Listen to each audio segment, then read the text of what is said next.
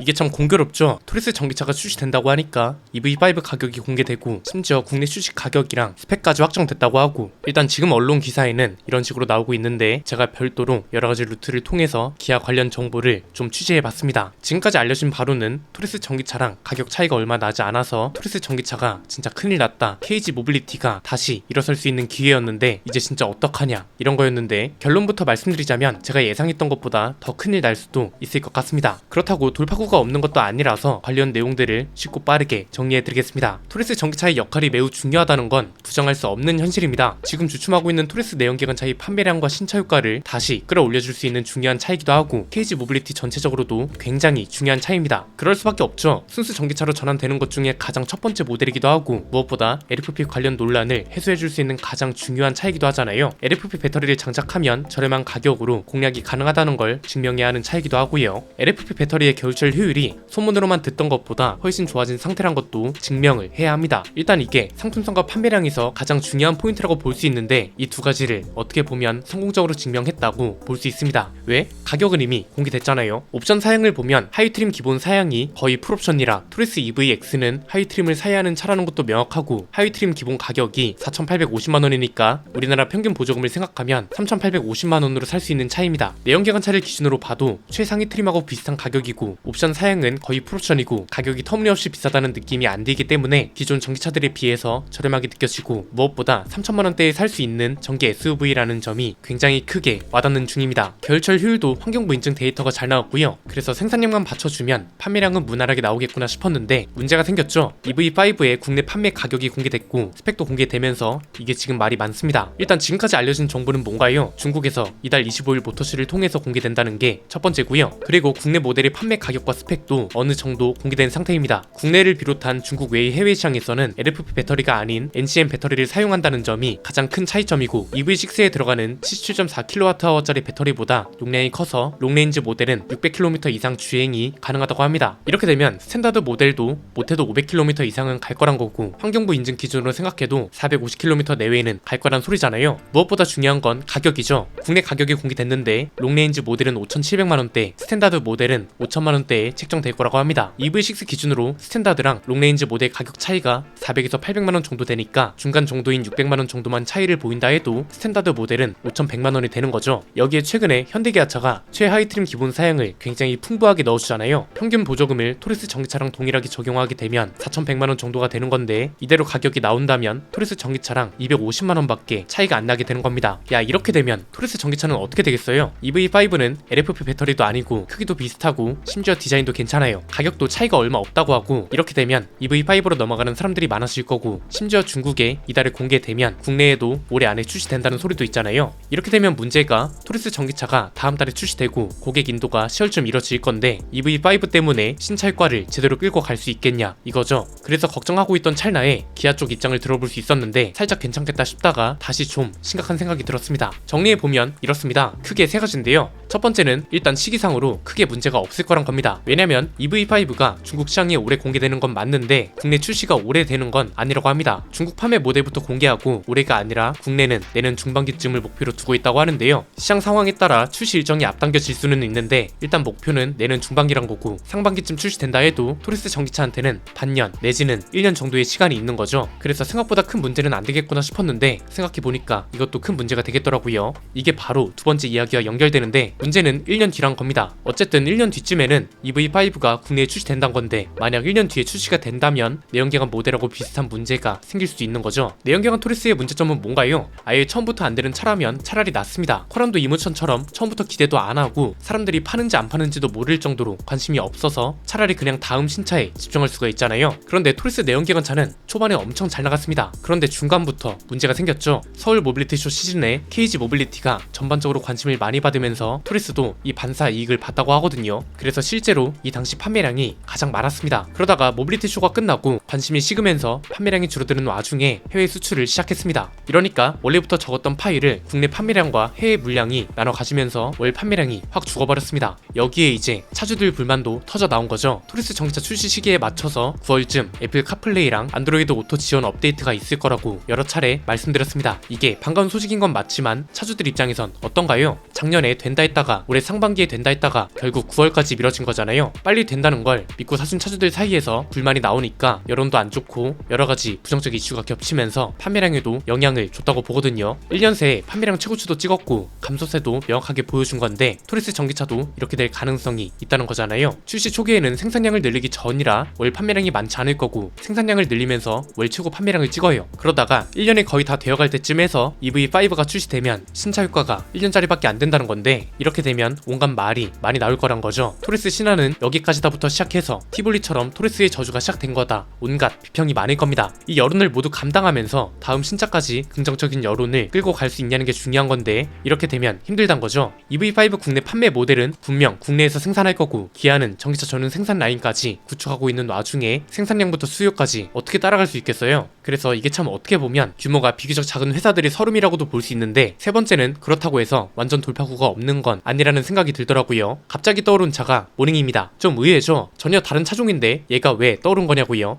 간단합니다. 모닝이 처음 출시될 때는 가격이 좀 높다는 비판을 받았습니다. 그런데 한 1년에서 2년 정도 뒤에 마이너스 트림이라는 걸 출시합니다. 옵션을 좀 조정해서 기존 최하위 트림보다 더 저렴한 보급형 트림을 신설해 버리는 겁니다. 이렇게 되면 모닝을 실제로 구매하는 차주들은 새로운 마이너스 트림이 신설됐다는 걸 알고 더 저렴한 차를 구매하고 진입 장벽도 낮아지면서 판매량이 일정 수준 이상 지속적으로 유지되는 거죠. 저는 이걸 KG 모빌리티도 전반적으로 활용해 봤으면 하는 겁니다. 마이너스 트림이 좋은 이유가 1년에서 2년 정도 지나면 신차 효과가 뒤떨어진다는 걸 모두가 알잖아요. 여기에 현대기아차가 경쟁 모델을 추가해버리면 신차 효과는커녕 판매량이 나오는 것만으로도 감지덕지입니다. 이럴 때 마이너스 트림을 추가해버리면 가격이 내려가잖아요. 가격이 내려가면 와 신차인데 가격을 내려? 역시 차는 이렇게 팔아야지. 이런 긍정적인 여론을 끌고 갈 수 있습니다. 그리고 가격 경쟁력이라는 게 생기고 사람들의 관심도 많아집니다. 이러면 이제 또 다른 신차 효과를 만들어낼 수 있는 거죠. 이게 진짜 중요한 이유가 KG 모빌리티는 현대차 그룹이 아니기 때문에 더욱 필요하다고 보는 겁니다. 무슨 말이냐면 KG 모빌리티는 신차를 현대기아차만큼 자주 출시하지 못합니다. 페이스리프트를 2번 해야 할 수도 있고 풀체인지 주기가 굉장히 길 수도 있습니다. 요즘 현대기아차는 풀체인지 주기가 전기차 때문에 줄어드는 추세라고 하잖아요. 그러면 여기서 고민을 해야 할 게 신차 출시 없이 신차 효과를 끌고 갈 수 있는 방법이라고 보거든요. 완전 신차도 아니면서 가격만 올리면 솔직히 괘씸해서 누가 사주고 싶겠어요. 이건 토리스뿐만 아니라 렉스턴 라인업 같이 다른 차종들도 마찬가지라고 봅니다. 렉스턴 라인업이 실내가 풀체인지 수준으로 바뀌고 조만간 스마트폰 미러링도 지원되고 심지어 승차감도 좋아졌습니다. 그럼에도 판매량이 확 오르지 않는 이유를 저는 가격이라고 보거든요. 그래서 KG 모빌리티가 내부적으로 마이너스 트림을 주기적으로 추가하는 걸 고민해 봤으면 합니다. 많이도 필요 없습니다. 페이스리프트 되거나 연식 변경이 될 때 한 번만 추가해 줘도 긍정적인 효과를 제대로 볼 수 있다고 봅니다. 저도 이건 따로 제안을 할 수 있다면 해보겠습니다. 다만 잊지 말아야 할 건 이겁니다. 우리나라 소비자들은 가격만 저렴하다고 해서 무조건 선택하는 건 아니란 거죠. 자칫 마이너스 트림 기본 사양이 너무 말도 안 되게 빠져버리면 이건 또 이거대로 욕을 먹을 겁니다. 그래서 마이너스 트림을 진짜 합리적으로 추가할 수 있는 방법과 주기에 대해서 연구하고 이걸 통해서 최소한의 비용으로 최대한의 신차 효과를 볼 수 있는 게 가장 베스트가 아닐까 싶습니다. 솔직히 저는 이거 토리스 내연기관차부터 바로 적용해야 한다고 보고요. 과거 체어맨 H 클래식 같은 전략만 피한다면 충분히 성공할 수 있지 않을까요? 오늘 내용은 여기까지입니다. 내용이 유익하셨다면 구독과 좋아요 알림 설정 부탁드립니다. 지금까지 저는 안피디였습니다. 감사합니다.